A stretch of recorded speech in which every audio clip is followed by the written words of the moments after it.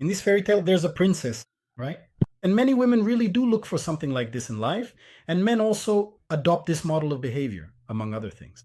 We are faced with the fact that nowadays, in society, women have more rights than men and have more opportunities, my friends. And now we're not even talking about any kind of equality anymore.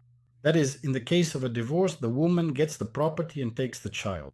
And if we're talking about achieving something in life, whether it's a career, a woman can do it more easily, especially if she's beautiful.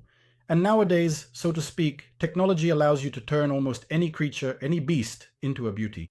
So, one way or another, she can achieve this more easily. Or she can simply marry well and live the good life.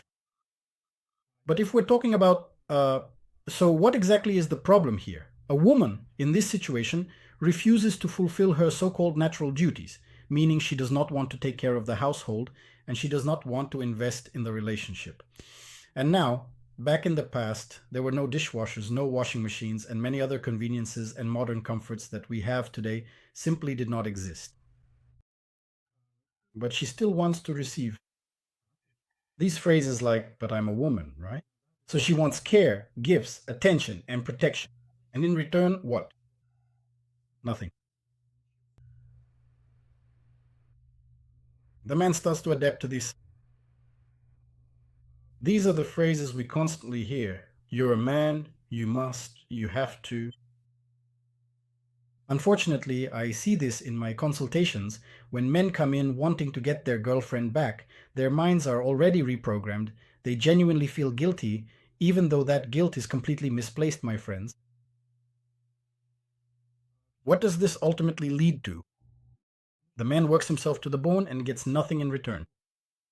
The woman sits on his neck, and at the same time, she satisfies her own sense of importance. Yes. That is, she starts to realize herself in the outside world, pursuing goals like a man, building her own career. Of course, such a woman will never be happy.